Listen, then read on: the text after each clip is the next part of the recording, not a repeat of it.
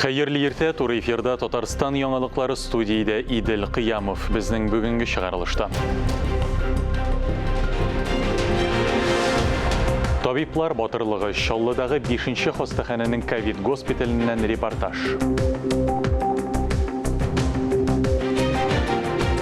Җәмәгать транспортында QR-кодсыз йөрү тыелды.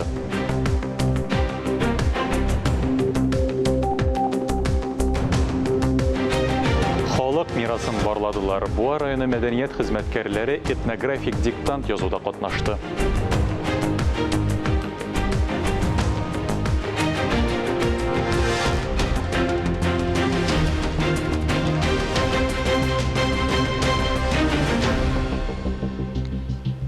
Җәмәгать транспортында QR-кодтан башка йөрү тыелды. Метрода, трамвай, троллейбуста, автобусларда кондукторларга һәм тикшерүчеләргә тиешле сертификатны күрсәтү мәҗбүри.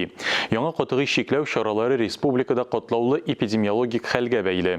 Хәзер кондукторларның да, полиция хезмәткәрләренең дә эшләре катлауланды. Пассажирлар таләпләрне тиешенчә үтиме соң? Рейдка безнең иҗат төркеме дә чыкты. Иртән барысы да эшкә ашыга. Автобусларга кергәндә чират барлыкка килгән. Не торопитесь, не торопитесь. Кондуктор һәр пассажирның QR-кодын тикшерә. Татарстанда яңа чикләү чаралары гамәлгә керде. Прививка сату турында яки вакцинация тыелган документтан башка җәмәгать транспортында йөрергә ярамый.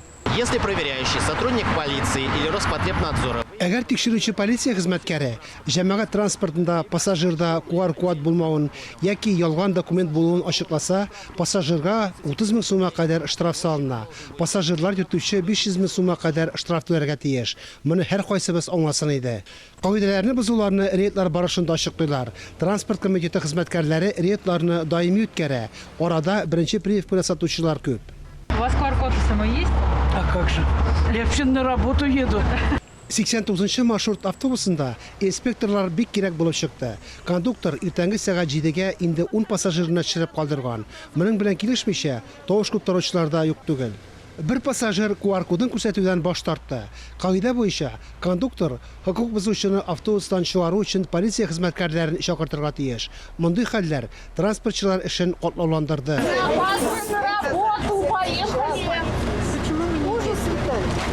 Шулай итеп, җәмәгать транспортында QR-кодларсыз йөрергә тырышучыларга таләпләр катгыйланды. Закон бозучылар штрафка тартыла. Фарис Мөхәммәтов, Булат Шакиев, Ринат Сахибгәрәев, Татарстан яңалыклары. Әгәр сезнең җәмәгать транспортында йөрү өчен QR-код алу буенча сораулар туа икән, аларга белгечләр җавап бирергә әзер. Татарстан сәламәтлек саклау министрлыгының республика медицина мәгълүмат аналитика үзәге махсус кайнар линия булдырды. Телефон экранда күрсәтелгән. Чаллыда ковид йогышы белән авыручыларны шәһәрдәге 5-нче хастаханәдә дәвалыйлар. Барлык бүлекләр дә ковид госпитале итеп үзгәртелгән. Палаталар авырулар белән тулы диярлек. Пациентларның күбесе өлкән яшьтәгеләр. Кызыл зонадан хәбәрчебез репортажы. Страшно стало. Очень. Жить хочется. Жить хочется, ну да, хочется. Ну-ка посмотри, как вырастут. Александр авыр сулыш ала. Коронавирус белән ничек авырганын исенә төшерә. Пенсионер сәламәт яшәү рәвешен алып барган. Ширрек торгач, вирусның бик куркыныч икәнлеген аңлаган.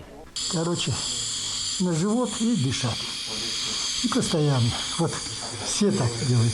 Хастаханәдә өлкәннәр эшеннән да күп. Менә бу хатын ире белән бергә авырган, бергә дәваланганнар. Тик иренең гомере вакытсыз өзелгән. Медсестраларның отношенияләр, бәләкәй кешеләр белән сөйләшкән кебек сөйләшәләр. Монда мин ладно үзенең аягым белән йөрим, әбиләр бит алар йөрмиләр вообще. Аларны прям кичкене балалар кебек карыйлар инде. Минең аннарсын бер медсестраның исем китте. Ул бит перчатка белән. Ул миңа әйтә, что-то температурагыз бар, что ли, перчатка белән мин температураны сиздем. Вот нинди чуткий медсестра. Уколларны да шуны хәтта кәйбәт ясыйлар. Монысы төрнәкләндерү бүлеге.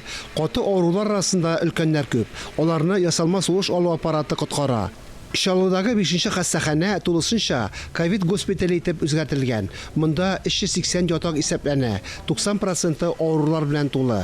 Табиблар бик киеренкешле. Иң авыры авыруларның туганнарына кайгылы хәбәр җиткерү. Моны төрлечә кабул итәләр. Бик күп кеше чыга и Безгә бик күңелле, миңа да, икенче врачларга да, ишетергә алардан. Хотя бы просто рәхмәт.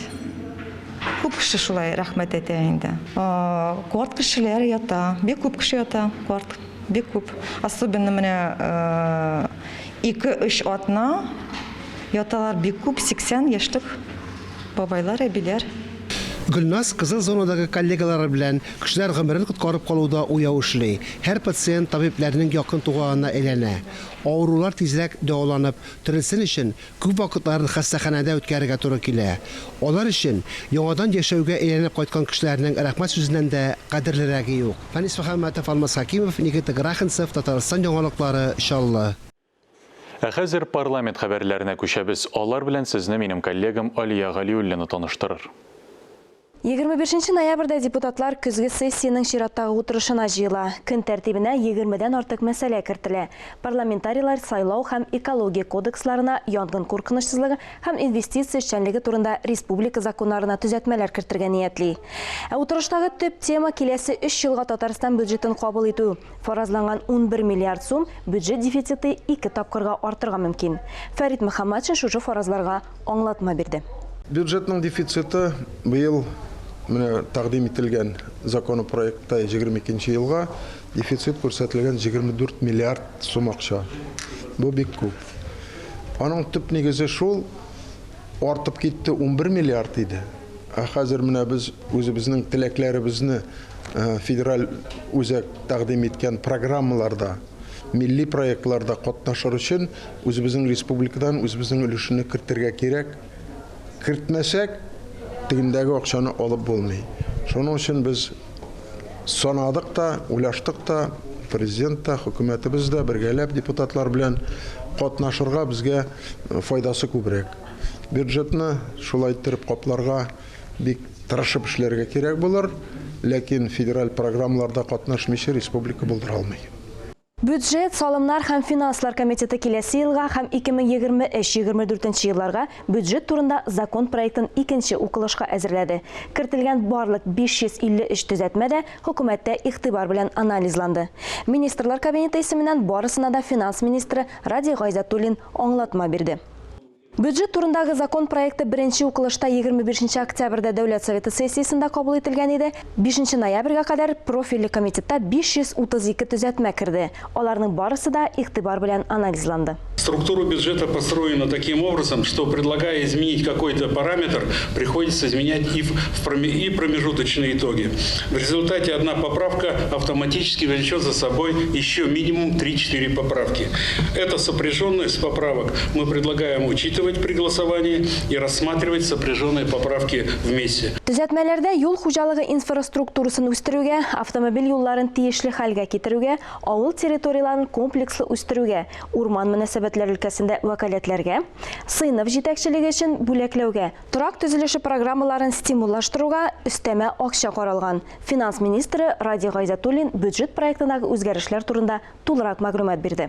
Характеризуя суть поправок, отмечу, что их можно условно поделить на 4 блока. Уважаемые депутаты, все названные поправки носят объективный характер, основываются на проекте федерального бюджета и нормативно-правовых актах. В связи с этим прошу поправки Кабинета министров Республики Татарстан поддержать. Фикер алышуда парламент фракциялары вәкилләре дә катнашты. КПР фракциясе җитәкчесе Хафиз Миргалимов үз төзәтмәләрен кире какты. Чөнки күпчелек тәкъдимнәр бюджетта исәпкә алынган яки хөкүмәт каравына бирелгән. Некоторые наши предложения действительно находят и наше отражение, поглощение, поправку правительства. Вот у меня в руках 3 документа, тоже подписанные. Парламентарийлар узган атнада үз округларында актив эшләде. Танылган төрек рәссамы Әхмәт Ешил күргәзмәсендә булды. Дәүләт Думасы Олимпия чемпионнары тәрбияләгән тренерларга пенсияга өстәмә түләү турында закон кабул ителде. Справедливая Россия за правду партиясе төбәк конференцияларын үткәрде. Анда Думага узган сайлау кампаниясына йомгак ясадылар. Сез парламент хәбәрләрен карадыгыз. Буа районы мәдәният хезмәткәрләре этнографик диктант язуда катнашты. Диктант шулай ук онлайн форматта да узды. Кайсы сораулар катлаулы, ә кайсылары җиңел булып чыкты. Кемнәр диктантта иң күп балл җыйды? Тулырак киләсе репортажда. Халыклар дуслыгы йорты һәм мәдәниятне үстерү үзәге хезмәткәрләре экология диктантта активлык күрсәтте. Һөнәри эшчәнлекләре аша аларга тестлар белән эшләү яхшы таныш. Сораулар халык уеннары, традицияләре, киемнәре, музыка уен кораллары хакында. Халыклар дуслыгы йортыннан Алена Климкова рус гаиләсендә икмәк көрәкчегенең хатын-кыз хакимлеге символы булуы кызык тоелган. Я все это посмотрю в интернете, разведаю. Әле мин аны интернеттан да караячакмын, өйрәнәчәкмен һәм рус җәмгыяте җитәкчесе буларак бу биремнәрне үз эшемдә кулланачакмын. Сораулар кызыклы, уйланырга була. Без бу сорауларның инде җавапларын күбесен яхшы белә идек, кайберләрендә уйландык. Язмаша диктант эшләре 100 балл белән бәяләнә. Диктантта онлайн форматта катнашучылар бәяләрне шунда ук күрә. По той ссылке, по которой мы должны пройти, Әлеге сылтама буенча күчәсең һәм анда җаваплар шунда ук күренәчәк. Этно диктантта катнашучыларга сертификатлар тапшырылды. Фәнис Мөхәммәтов, Камилә Мусина, Илнур Кадыров, Татарстан яңалыклары, Буа районы. Татар матбугаты айруча нинди темаларны яктырта? Атналык күзәтү белән сезне журналист Миңназим Сәфәров таныштыра. Хайырлы көн, мөхтәрәм телевизор караучылар. Татар матбугатын күзәтүне дәвам итәбез. Тормыш мәшәкатьләре белән сизми дә калганбыз. Җиргә кар яту белән кала кибетләре халыкны яңа ел бәйрәменә әзерли башлаганнар икән. Мондый захмат белән тартышкан заманда аны иртә көздән башлаганда да артыгы булмас иде мәгәен. Шәһри Казан газетасы журналисты Казандагы зур кибетләрдә чыршы, яңа ел уенчыкларының күпме торуы белән кызыксынып чыккан. Тормышка дәрт уята, алга таба яшәргә көч бирә торган бәйрәмнәрне һәр кайсыбыз зур өметләр белән каршы алганлыктан, сатучылар шуны аңлап, табыш арттыру өчен шулай иртәләгән икән быел, яңа ел белән. Хәер, кибетләренә түгел, Казан мәйданнарындагы чыршыларында җыюшына керештеләр бүген. Ахыры хәерле булса иде. Шул ук Шәһри Казан газетасы шушы арада гына 55 яшен тутырган мәгълүм шәхес, журналист һәм продюсер Рифат Фаттахов белән ачыктан-ачык әңгәмә урнаштырган. Ничек дөрес итеп, нәтиҗәле итеп яшәргә кирәклеген мин яңа гына аңлый башладым кебек дип әйткән Рифат Әхмәтов журналистның шактый четерекле сорауларына да быргаланмый гына җавап биргән. Юбилярны без дә гомер бәйрәме белән ихластан котлыйбыз, аңа алдагы тормышында уңышларына юлдаш булса иде дигән теләктә калабыз. Рәхәт хәзер, көн сайын диярлек нинди дә булса халыкара бәйрәм. Менә 19 ноябрендә халыкара ирләр көне булганлыгын күпләрегез белми калгандыр шәт. Ватан Татарстан газетасы онытмаган беренче битенә чыгарып биргән. Аңлашыла инде, бәйрәм булгач аның асылы турында да сүз булмый калмый. Егет булык ирләр дигән язмада журналист Ират Абруев турында фикерләшергә булган. Язманың эчтәлеген сөйләп тормыйча, андагы бүлекләрнең исемнәрен генә китерү дә җитәдер. Уясында ни күрсә, медальнең икенче ягы, күп ирләр ялкау, абруй югалмады, табигать үзгәрде. Ират я бәхәсез, я бер тиенгә дә тормый. Ватан Татарстан газетасы тагын бер авырткан җиргә кагылган. Газетаның сәяси һәм икътисади күзәтүчесе Рәшит Фатхрахманов синдә ник эш юк авыл дип сораган да, шуңа үзе дә авылда яшәүче кеше буларак төрле яктан килеп җавап эзләгән. Мондый очракта дөрес сүзгә җавап юк дип кенә әйтәсе кала. Шул газетадагы укытучыларны кыллыктан азат итәргә кирәк дигән язма күпләрнең колагын гына торгызып калмыйча, уйланырга да мәҗбүр итәр. Милли мәгариф өлкәсендә эшләп тормыш тәҗрибәсе туплаган физика-математика фәннәре кандидаты Марат Лотфуллин мәктәпнең бүгенге проблемаларына бармак тертеп күрсәтә. Аны хәл итүнең юлларын да урап үтми. Бик тә вакытлы язма. Симбигә журналындагы язмаларны бары тик хатын-кызлар өчен генә дип уйлаучы иратлар тирән ялгыша.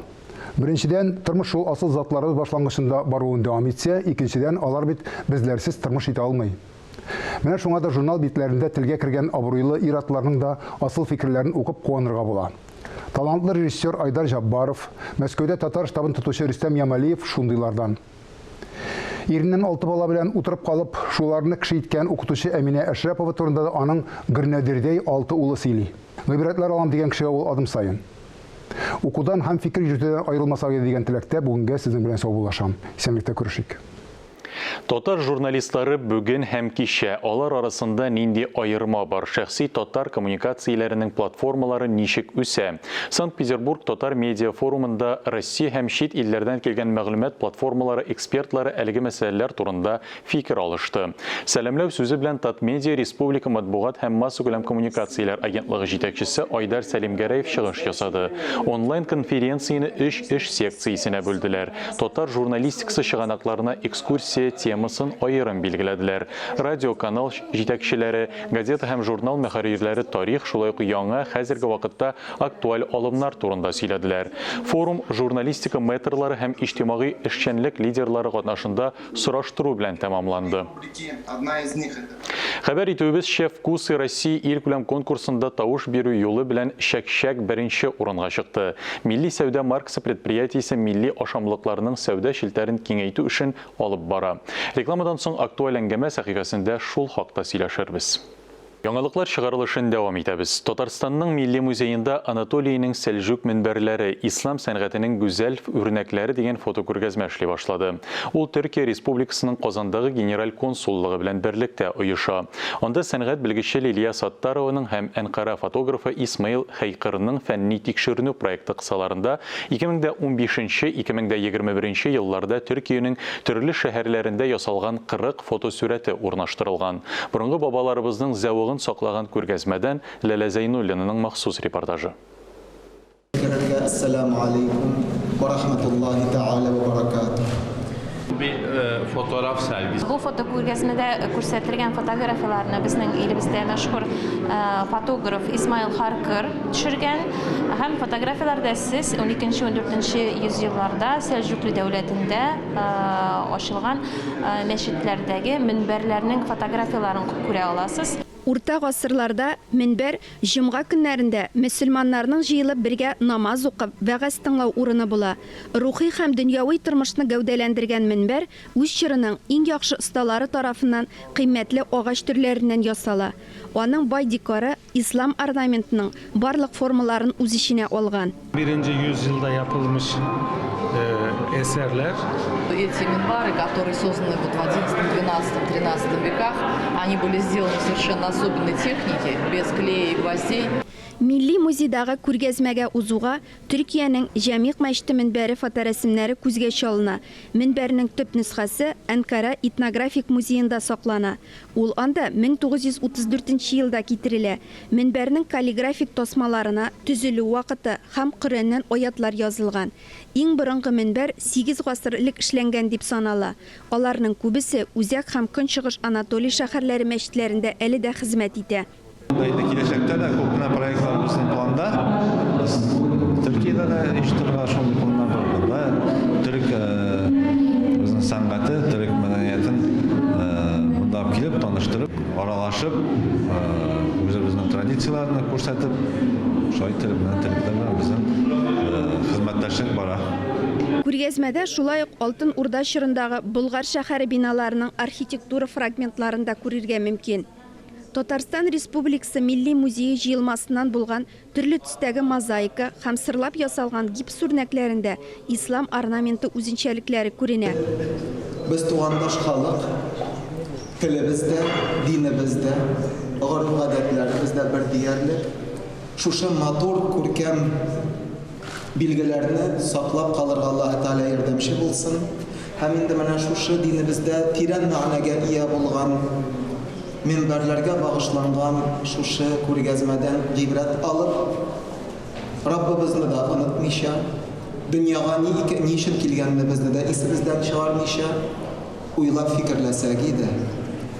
Пәйгамбәрбез саллаллаһу алейхи ва саллям хәзрәтләре әйткән: "Ма мин бәйти ва минбәри раудатун мин риядил җаннah ва минбәри аля хауди." Дөрестлектә минем йортым белән минбәрем арасында җәннәт бакчасының бер өлеше бардыр. Минем минбәрем исә мәхшәр мәйданындагы Хауд дигән елга янәшәсендә булыр диде. Ислам дөньясы сәнгате ул төрле халыклар традицияларының үзара бәйләнеше нәтиҗәсендә 14 гасыр дәвамында формалашкан уникаль мирасыбыз. Безнең бабаларыбыз ничек дингә игътибарлап, ашыкмыйча, бөтенесе төпләп ясаганнар иде. Безгә бик кызык. Һәм кая барсак та, кайсы мәчеттә булсак та, без имам буларак, әлбәттә, минбарларга да, төзелешенә дә, гөмбәзгә дә игътибар итәргә тырышам. Төркиянең агачтан сырлап ясалган минбәрләре бу мирасның искиткеч бер өлеше. Алар безнең көннәргә кадәр сакланып калуы белән бик кыйммәтле. Әлеге күргәзмә 17 декабрьгә кадәр эшли. Ләлә Зайнуллина, Тахир Хәсәнов, Татарстан яңалыклары. Татарстан президенты каршындагы татар телен саклау һәм үстерү мәсьәләләре комиссиясе тәкъдиме белән Габдулла Тукай исемендәге Татар дәүләт филармониясендә Галиҗәнәп шагыйрь дип аталган әдәби-музыкаль кичәләр оештырыла. Алар татар әдәбиятын барлау һәм халыкка таныту максаты белән үткәрелә. 20 декабрьгә билгеләнгән кичә атаклы шагыйрь Тукай бүләге лауреаты Илдар Юзеев иҗатына багышлана. Тамаша 18 сәгать 30 минутта башлана. 1000 еллык тарихы булган татар шәкшәге, теленне йотарлык каклаган каз, ат казылыгы, башка тәм-томнар «Вкус России» илкүләм конкурсына Татарстаннан 18 төр ашамлык тәкъдим ителгән иде. Тавыш бирү йомгаклары буенча шәкшәк беренче урынга чыкты. Милли сәүдә маркасы предприятиесе җитәкчесе Илсур Сафиуллин Татарстан радиосының турыдан-туры эфирында милли брендлар турында сөйләде. Шәкшәкне, башка милли ашамлыкларны дөнья базарына чыгару, сәүдә шелтәрен киңәйтү мөмкинлекләре белән таныштырды. Студия кунагына без дә берничә сорау бирдек. Илсур Миңнурович, хәерле иртә. Сөйләшүне шәкшәк уңышыннан башлыйк әле. Бу конкурста катнашты инде безнең республикадан 17 бренд. Бу брендлар конкурсы дип атала Россия күләмендә. Анда алып барга кирәк түгел иде, әлбәттә тутырга гына кирәк иде анкеталарны һәм интернет аркылы җибәрергә кирәк иде. Бу шәкшәкнең, бу продукциянең нинди тарихы бар, аның нинди данлыклы әйберләре бар, ничек кулланыла. Шуннан соң монда тавыш бирәләр бөтен Россия күләмендә. Шуннан соң инде бу урыннар билгеләнә. Казан шәкшәге узган ел ул 2нче урынны алган иде, ул бренд. Быелгы сынауда ул 1нче урынны алды. Милли брендларны дөнья базарына чыгару өчен нәрсәләр эшләргә кирәк? Бу брендларны төбәкләрдән өскә күтәреп, аны башта Россия тарафында күрсәтергә, соңыннан аны чит илләргә дәген чыгарып, анда Россиядә җитештерелгән товар итеп чит илләрдә таныту бурычы тора. Татар ашамлыклары кайсы илләрдә сатыла? Менә инде мин кызыксынган идем безнең шәкшәкнең кайда бар икәнен бер өчен. Европада ул әлбәттә бар, Израильдә дә бар. Россиянең свое үзебезнеке платформасы нидән гыйбарәт? Бу бәйгедә катнашкан бөтен брендлар шул платформада үзләренең товарларын куя алалар. Бүгенге көндә без аларны агропарк тамгасы астында безнең фермерларның продукциясын шунда чыгара алабыз. Татарның милли брендлары яңарып торамы? Менә мин яңа продукциянан әйтеп китер идем, безнең татар талкыш кәләвәсе дигән яңа продукция, татар пәхләвәсе, ул чыгарыла 2нче упаковкаларда бүгенге көндә. Һәм шул вакытта менә бер фабрика безнең эшләде, Ак бабай дигән яңа елга торт, аны узган ел инде эшли башлаганнар иделәр аны. Ул бик үзен бик уңышлы күрсәтте. Менә бүгенге көндә без аны бәхетле кибетләренә кертеп, ул Ак бабай тортын яңа елга безнең Татарстанда яшәүчеләрнең кунакларның өстәлләренә тәкъдим итәбез. Милли бренд конкурсларында айрым аш-су осталары катнаша аламы? Алар әлбәттә, монда төрле формалары бар. Менә мәсәлән, бүгенге көндә безнең агропаркта Татарстан сырлары дигән формат эшли. Анда без Татарстанда сыр җитештерүчеләрне бер җиргә җыеп, аларның сырларын шунда тәкъдим итәбез кешеләргә. Шул вакытта казылык бәйгесе һәм каймак бәйгесе узарылырга тиеш ел сайын. Менә бу соңгы 2 елда без аны уздыра алмадык инде, шул сәбәпләрне барыбыз да беләбез. Менә дөньялар яхшыланып китсә, без аны киләсе елда оештырачакбыз. Монда катнаша алалар бөтен җитештерүчеләр үзләренең продукциясе белән. Илсур Миңнурович, әңгәмәгез өчен зур рәхмәт. Әлеге сәгатькә шундый яңалыклар иде. Берничә минуттан эфирыбызны хәерле көн Татарстан тапшыру белән дәвам итәбез. Без яңалыклар иҗат төркеме сезнең белән саубуллашабыз. Ковид вирусына каршы прививка сатуны кичектермәгез. Сау сәламәт булыгыз.